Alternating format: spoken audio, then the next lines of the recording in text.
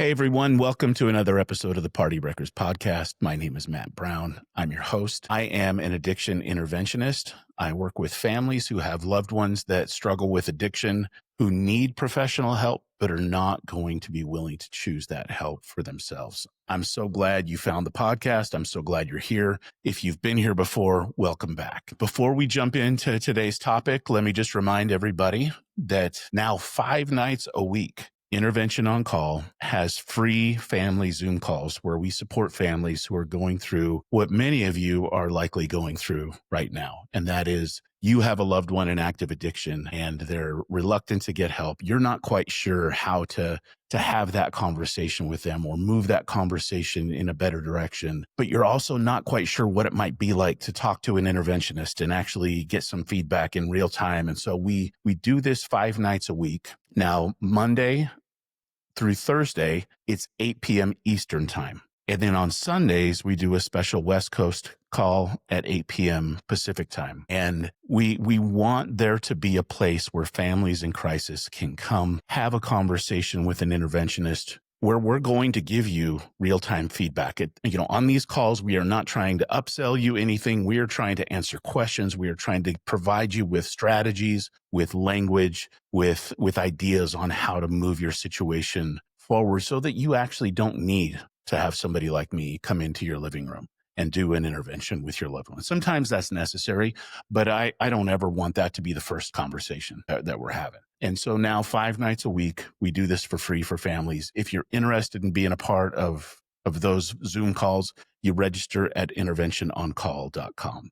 Thank you for that. Now, on to today's topic. This is a little bit of a different, I don't want to say spin, but we're talking about a different kind of addiction today, if that's the right way to phrase this. It's something that has been increasingly more on my radar, both in my private practice as an interventionist and in talking with families, and it's affecting younger and younger individuals. Basically, the earlier somebody gets a cell phone, the earlier this problem starts, and that we're talking about screen addiction. And this has been something that I've actually gone and traveled and done in-person interventions for people struggling with screen addiction or technology addiction. And we're talking about social media.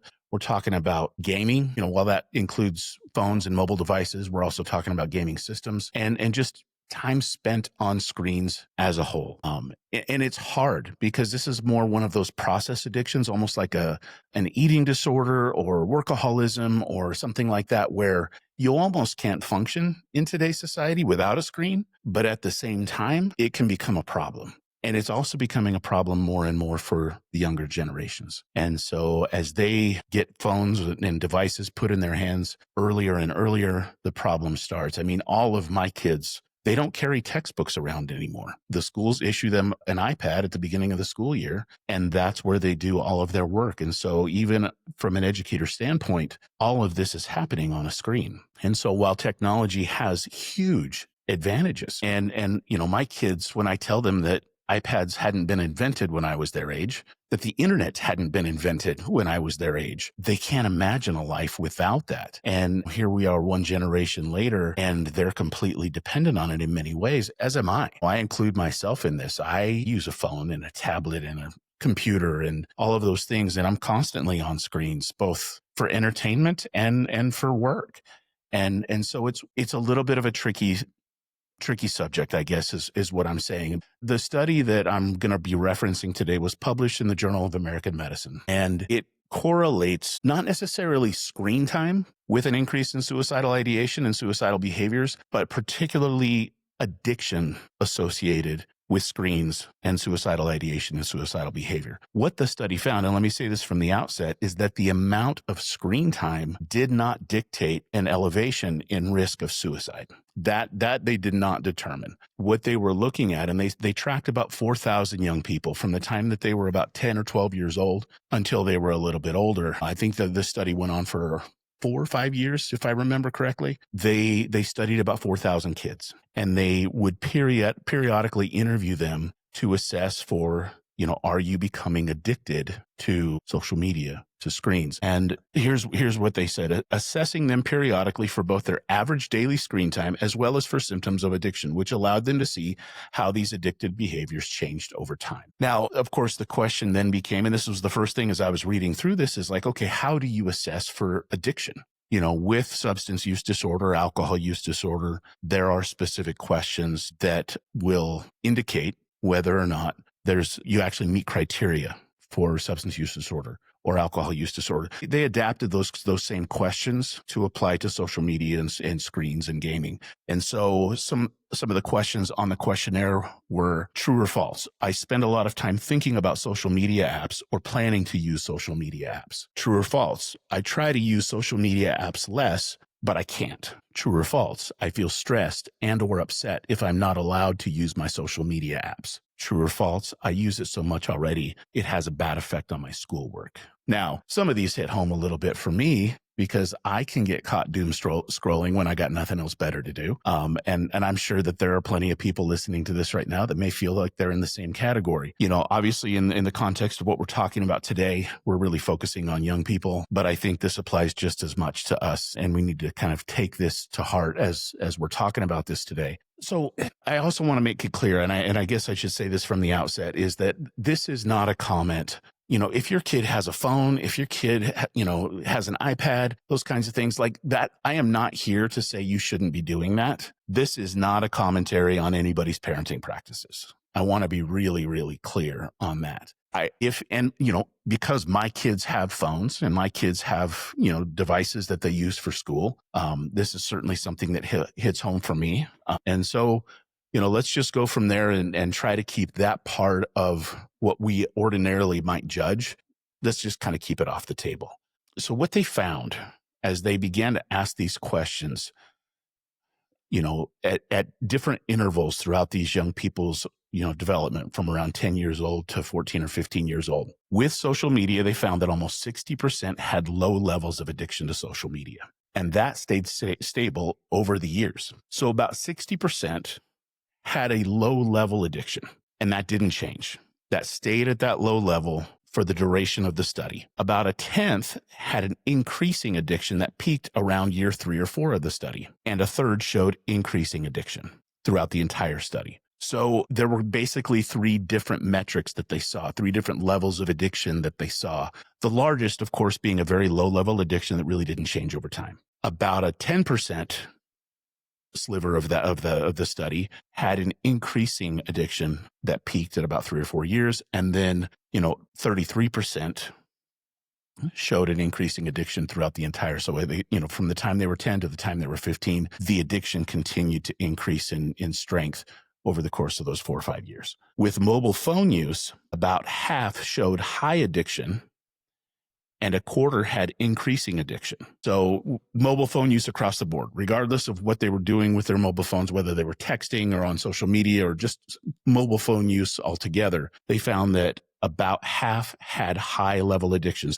That same 33% that showed that increasing addiction over time, about half of that, when they looked at just specifically mobile phone use, about half of the people in the study met criteria for the high level of addiction, and a quarter had the increasing addiction. With video games, they found only 2 groups, about 60% showing low-level addiction that stayed stable over time, and 41% that were highly addicted to it throughout the entire period. I know that's 101%. I'm not exactly sure how they arrived at those numbers, but about 41% said they were highly addicted to it throughout the entirety of the study. So here's where things get a little bit tricky and a little bit scary. At year 4 of the study, they started, and I guess I shouldn't say that they started. The study the article that I read said that about year 4, nearly 18% reported having suicidal thoughts, and 5% admitted to suicidal behaviors, which includes making suicide plans and attempts. That's higher than normal. And so when you look at a study of 4,000 people, 18% of them had suicidal thoughts. And this correlates to levels of depression and anxiety that we'll get into here in just a few minutes. But about 18% had suicidal ideation. They thought about ending their lives. About 5% actually had attempts or plans. And let me get to the next page here. When they started assessing for, okay, why do these devices have such a hold on the minds and the thoughts of young people? And what they found is that these young people were using devices, games, social media in the same way that a lot of young people and even, people our age, my age, use substances addictively as we get older. That these young people at 10 to 15 years old, one of the statements they got from the questionnaire was, I play video games so that I can forget about my problems. And that was kind of a common theme throughout social media use, just phone or tablet use in general, and video game use, is that many of the people that were in this study said that they used these devices to forget about their problems. And that's where this kind of all ties together, is that for those of us that become addicted, that's where the addiction really lives, in that I don't want to have to feel what I'm going to feel if I'm not using this to run away from the feelings, from the problems. Avoidance is a key symptom of both anxiety and depression. So as we start looking at how this is a mental health issue, that's really what we're talking about, is that when we start getting into the behavior of avoidance, it is a major symptom for both anxiety and depression. And so when you look at 10 to 15-year-olds that say that they're running away from their problems in video games, in social media, in phone and tablet use, to me, that speaks volumes. It says that we've got a generation of young people coming up that are finding much earlier than my generation did that there's something out there that can make them feel better. There's something out there that can give them that dopamine hit that they're looking for. And to me, that scares me, because what that tells me is that, heaven forbid, these young people ever discover drugs or alcohol, because it's going to make games and social media and electronics use pale in comparison. And that's the scary part for me, is that we are going to have a generation that already has been addicted, that's going to now step into an arena that becomes life-threatening. And as somebody who works in this field, who's somebody who's lived the life of addiction, that really scares me. As a dad, that scares me, because I look at my kids, when they're not engaged in something, oftentimes I find them with a phone in their hand.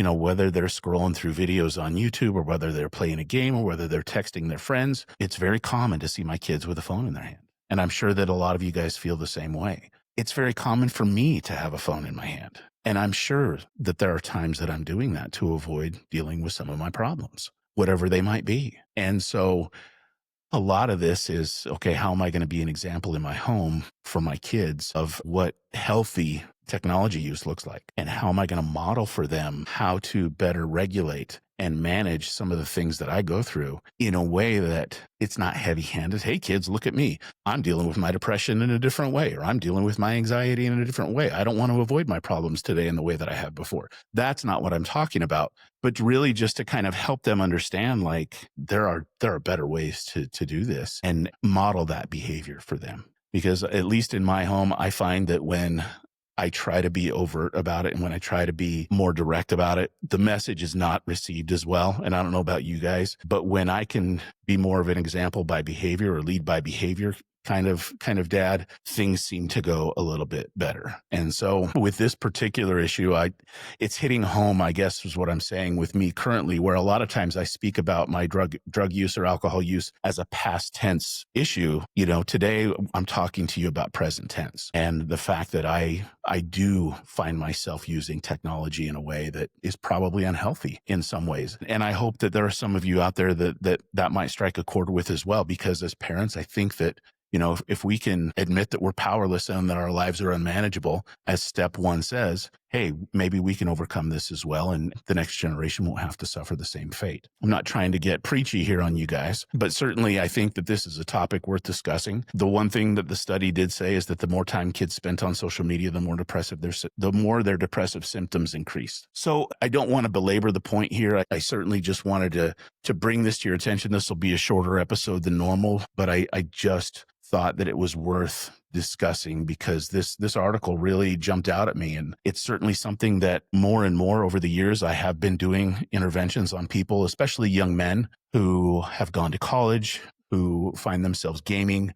missing classes, failing out of school. There may or may not be other substances being used, but certainly there's an underlying issue that they're trying to run away from. And their coping strategy is, I'm just going to play video games all day, or I'm just going to be on social media all day, or I can't stop texting my friends. And so I've constantly got this phone in front of my face. It's becoming as disruptive in many of the lives of young people as drugs or alcohol are.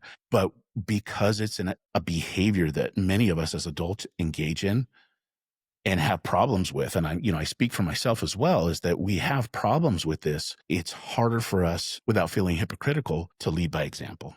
And so I guess my challenge, both for myself and for you guys today, is, let's take stock of what's going on in our lives and in the lives of the people that live with us. Let's take a look at what healthy technology looks like in our homes, and let's look at how this is affecting relationships. Because at the end of the day, when I do interventions, the thing that's suffering most as I walk into that home is the relationship between the members of that family. And there's usually a straight line that can be drawn from the substance use or the alcohol use and fractured relationships. Sometimes we don't want to draw that straight line between technology use and fractured relationships. But I know that if I were to adjust my behavior around screen time and around phone use and around work, that my relationships with my kids would probably get better. And so I guess that's my challenge today, is let's take stock of how we're doing this. And I would love some feedback from you guys, because, while this jumped out at me this week for a topic for the podcast, I find myself just, in some of the problematic behavior myself. And so I'm curious to know that, as you guys, as listeners, do you have this going on in your life and the lives of people in your homes? How are you dealing with it? Do you have strategies that have helped you in your homes that you might want to share with me, and by so doing, share with other people? I would love some feedback on this topic if you have it. As a dad, as a professional in this field, this is one area where I find myself less equipped with better knowledge and better practices than I would with substance use and alcohol use. And so I'd love some feedback on this from you guys. You can reach me at matt@partywreckers.com. And as always, guys, I hope your loved ones will get sober and stay sober. Talk to you later.